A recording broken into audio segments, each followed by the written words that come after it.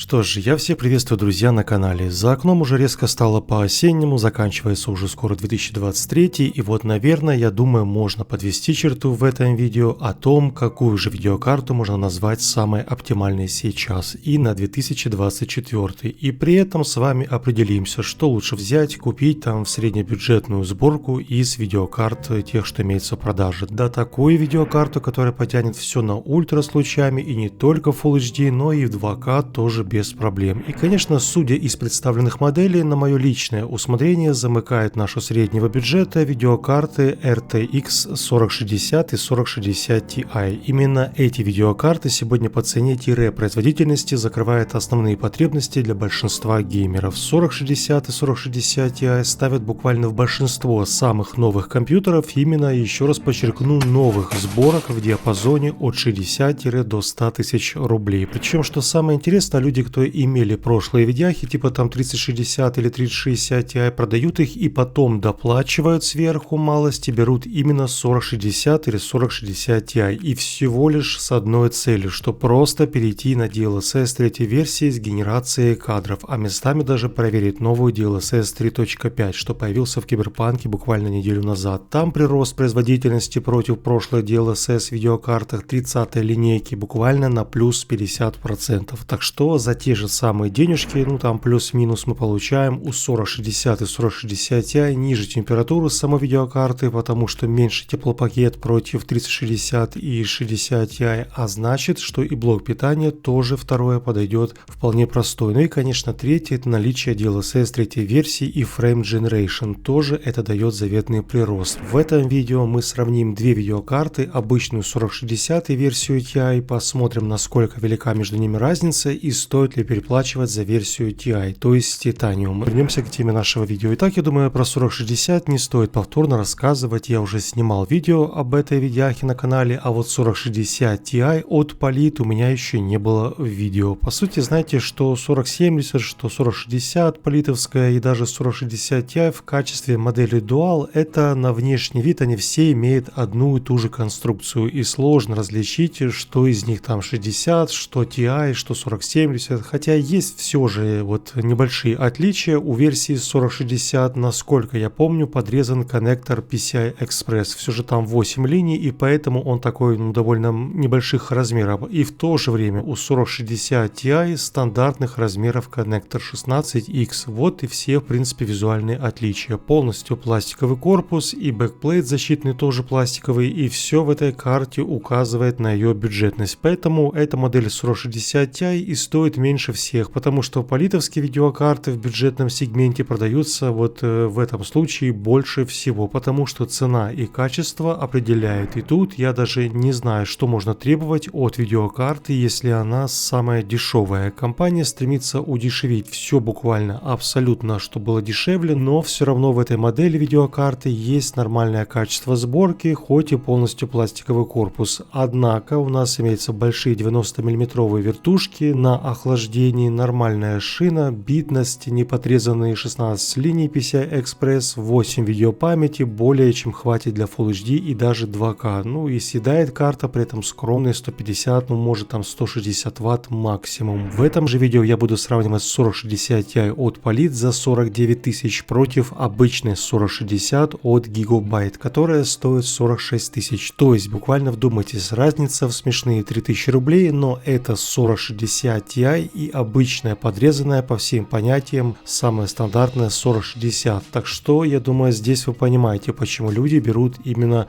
политовские 4060 Ti, потому что просто доплати 3000 рублей и у тебя видеокарта, которая по идее на 30% быстрее. Еще раз повторюсь, плюс 30% за 3000 рублей. Так что сами понимаете, цена решает. В общем, друзья, наверное, давайте тестировать эти видеокарты. Я просто не знаю, что еще можно рассказать про эти железки. Куда интереснее это запустить пару-тройку проектов и посмотреть на разницу в скорости. Сперва просто пройдемся по Full HD на Ultra, чтобы сразу по низам определиться, что к чему. Тестировать я буду, кстати, на своем домашнем ПК тестовом с процессором 12700K в стоке и 32 оперативы DDR5 на частоте 5200. Об этой сборке я тоже снимал видео месяц назад. Короче, первым делом запустим Rainbow 6 на Ultra Full HD. И тут, значит, у нас следующая ситуация. Обе карты карты переваливают за 200 кадров без проблем. Например, там обычная 4060 выдает 220-240 FPS, и в то же время 4060 Ti улетает местами в космос даже за 300 кадров. Средний показатель 4060 Ti на 40-50 кадров больше. Там, где 4060 240 FPS, у 4060 Ti 280-300. Можно без проблем ставить хоть там, не знаю, 4К на обеих картах или на обоих, и это даже без включенной DLSS. Все в нативном разрешении.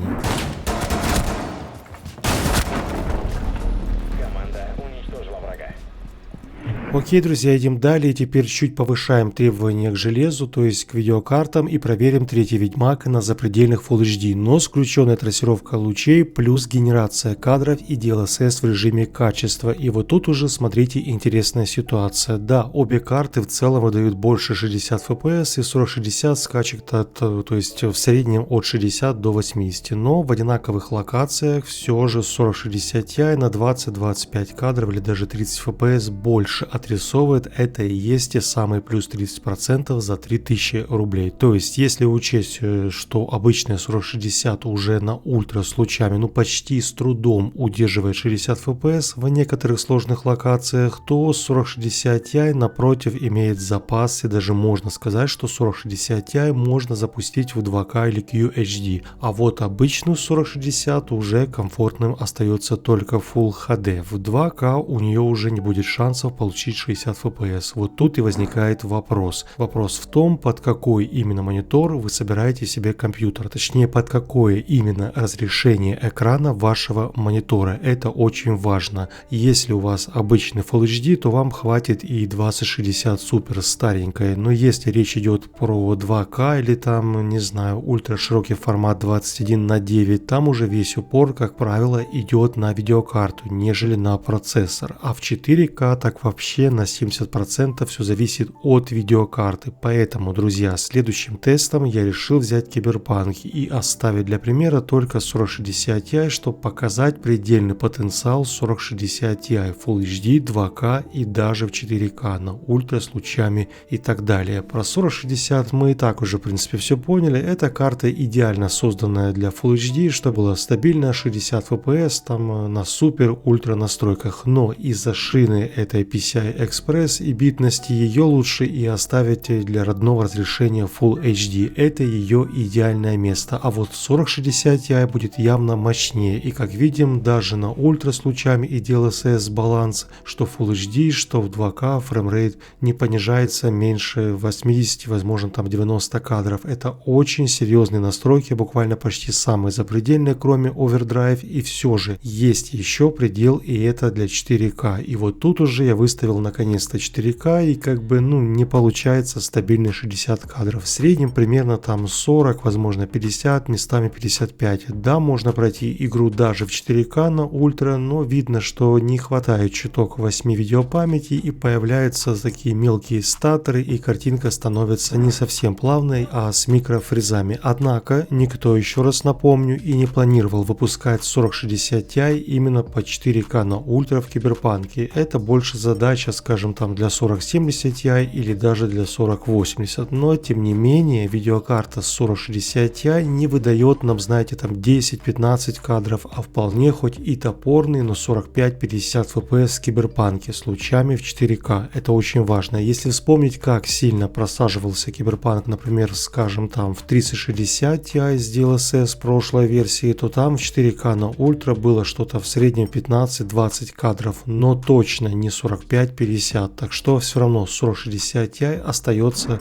королевой именно в 2К и даже в ультравайд широком разрешении 3440 на 1440, а вот обычная 4060 идеально подходит именно для Full HD. Вот и вся в принципе математика. Самое важное, не забывай, друзья, включать в 40 серии генерацию кадров, если имеется такая возможность, и конечно же баловаться с настройками DLSS, и будет вам счастье. Про остальное можно не переживать. Температуры низкие, у новой линейки 40 все стабильно, а вот цены очень нестабильные в наше время, поэтому вам, друзья, и решать, что лучше по карману. А я же на этом буду заканчивать. Увидимся с вами уже очень скоро, не болейте. До новых встреч. Пока-пока.